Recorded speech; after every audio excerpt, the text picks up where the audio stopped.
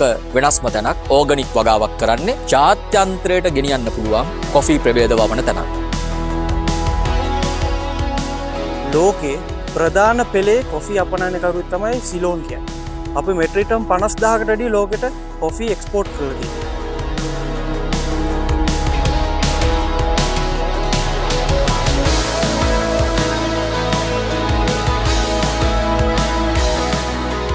අවුරුදු 7මාරක රිසර්ච් එකකින් ලෝකේ තියෙන ප්‍රීමියම්ම සිලෝන් කොෆි එක ආදරේ මුතු කරලා ඔබ වෙතට.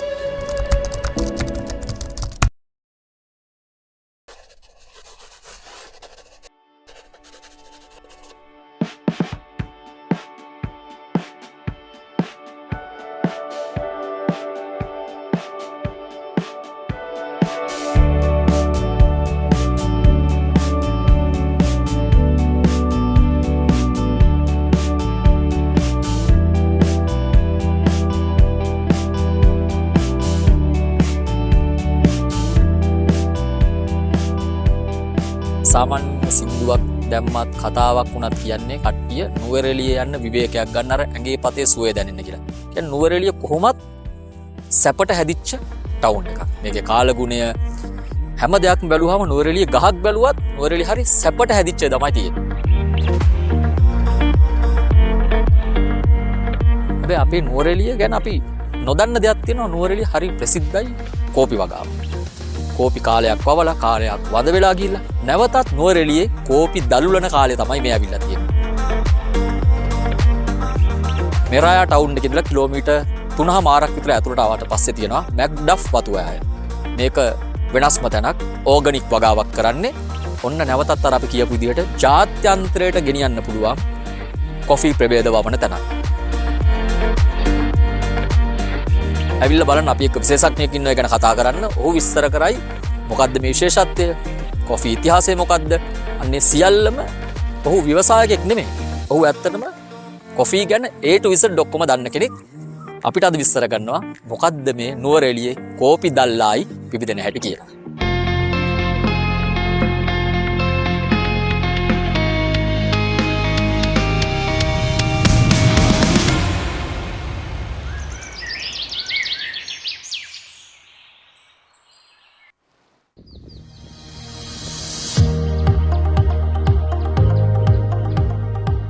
අපි ලෝකයේ ගත්තම වතුර වලට පස්සේ ප්‍රධානම කන්සියුමින් ලික්විඩ් එක විදියට සලකන්නේ අපි කෝප්ප ගානින් බැලුවොත් තේ. හැබැයි බරෙන් ගත්තොත් කෝපි. අපි යුරෝපයේ ගත්තම වතුර වලට පස්සේ ප්‍රධානම කන්සියුමින් ලික්විඩ් එක ඇවිල්ලා කොෆි. කෝපි වැවෙන්නේ සමකය ආසන්න රටවල විතර. එතකොට ඒකට හේතුව මෙයාට දවස් 365ෙම මෙයාට ක්ලයිමේට් එක වේරී වෙන්නේ නැතුව යම්තා දුරකට තියාගන්න ඕන නිසා. ලංකාව ගත්තම මේ කොෆි බෙල්ට් එකෙන් හරි සුවිශේෂී. අපි ගත්තොත් 1860 ඉඳලා 1869 වෙනකන් ලෝකේ ප්‍රධාන පෙළේ කොෆි අපනයනකරුත් තමයි සිලෝන් කියන්නේ.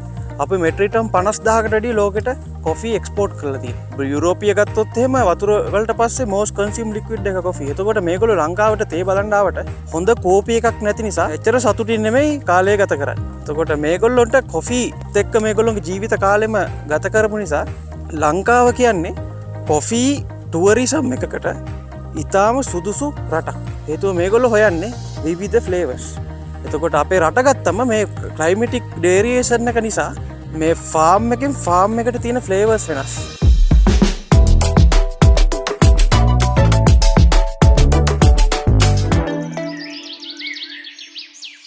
කොෆි කියන්නේ අපි ගත්තොත් නර්සරි එකේ ඉඳලා පටන් ගත්තාම ෆාමර්, ප්‍රොසෙසර්, රෝස්ටර්, බැරිස්ටා. එතකොට කොෆි එක අවසානයේ සර්ව් කරන කෙනා දක්වා චේන් එකක්. මේ චේන් එක ඒගොල්ලොන්ගේ 5 වෙනි ඉන්ග්‍රීඩියන්ට් එක ඇඩ් කරේ නැත්තම් ඒක ප්‍රීමියම් කොෆි එකක් කියලා කියන්න බෑ. මේ ඔක්කොම තිබිලත් වැඩක් නැහැ. ඒ කොෆි එක වැවෙන භූමිය සාරවත් භූමියක් නෙමෙයි නම් ඒ හැදෙන කොෆි එක මාකට් කරන්න ෆැක්ටර්ස් නැති වෙලා යනවා. හැබැයි ලංකාව කියන්නේ හරි විශේෂිත රටක්. මේ රටේ තියෙන ෆ්ලේවර්ස්, මේ රටේ තියෙන ඇරෝමාස් වෙන කොහෙවත් රටවල් වල මැච් කරන්න බෑ. දැනට ලෝකේ හයි එන්ඩ් එක්ස්ක්ලූසිව් මාකට් වලට ලංකාවේ කෝපි දෙන අපි ඉදිරියට බලාපොරොත්තු වෙන්නේ මේක ඩිවලොප් කරලා තවත් ව්‍යවසායකයන්ට මේකේ තැන හදලා දීලා සාර්ථකව ව්‍යාපාරයක් ඉදිරියට කරගෙන යන්න.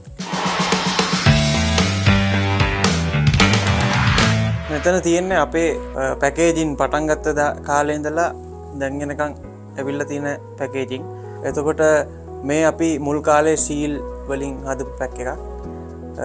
ඒක එහෙම ඉවෝල්ව් වෙලා අපි එක එක රිසර්ච් කරලා එක එක ඩෙවලොප්මන්ට් කරලා ආපු අවසාන පැකේජින්. මේක තමයි අපේ කැනිස්ටර් එකකින් තමයි අපි ප්‍රීමියම් රේන්ජ් එක මූව් වෙන්නේ. හියුමන් සයිකොලොජි එකේ අන්තිමම අගටම යනකම් සෑම ඩීටේල් එකක්ම හයිලයිට් වෙන විදිහට තමයි මේ පැකින් එක හදලා තියෙන්නේ. හේතුව අපි මේ ප්‍රොඩක්ට් එක යවන්නේ හයි එන්ඩ් එක්ස්ක්ලූසිව් මාකට් එකක නිසා.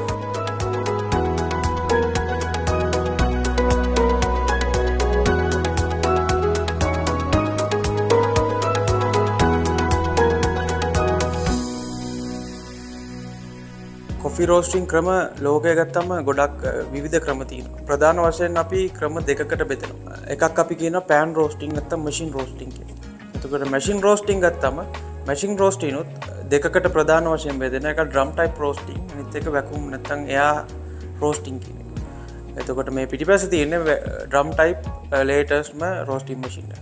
පෑන් රෝස්ටිං ගත්තම පෑන් රෝස්ටිං වලත් විවිධාකාරයේ එක එක જાතිය පෑන්ස් යූස් කරලා අපි කියන ක්ලේ පෑන්ස්, එතකොට රොක් පෑන්ස්, අයන් ස්කිලට් පෑන්ස් වගේ එක එක જાතියේ පෑන්ස් වලින් දෙන්නේ එක එක ෆ්ලේවර්ස්. එතකොට ඒ විවිධ මාකට්ස් වලට යන ප්‍රොඩක්ට්ස් වෙනස් වෙනවා. එතකොට අපි ටෙක් එකත් එක්ක කියන්නේ ලෝකයේ පවතින නවතම තාක්ෂණයත් එක්ක ඉස්සරහට යන කොෆි ආයතනයක් විදියට අපි මේ හැම ප්‍රොඩක්ෂන් මෙතඩ් එකක්ම අපේ කස්ටමර් සැටිස්ෆයි කරන්න අපි යූස් කරනවා.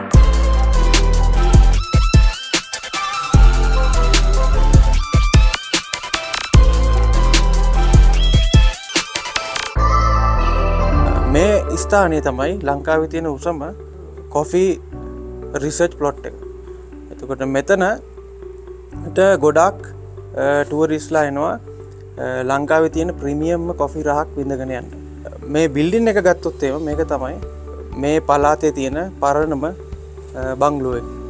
මෙම ස්ථානය දැන් කොෆි රිසර්ච් සෙන්ටර් එකක් විදියට ක්‍රියාත්මක වුණාට මේක මේ ස්ථාන ස්ථාපනය කරලා තියෙන්නේ 1870 ගණන් වල අගභාගේ බ්‍රිටිෂ් පීරියඩ් එකේ.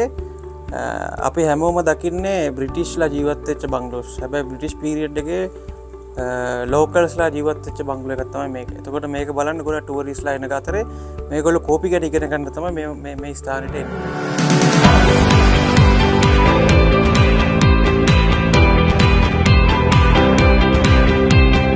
දැන් අපි බලමු මේ ප්‍රීමියම් කොෆි එක කොහොමද ට්‍රැඩිෂනල් විදිහට හදන්නේ කියලා.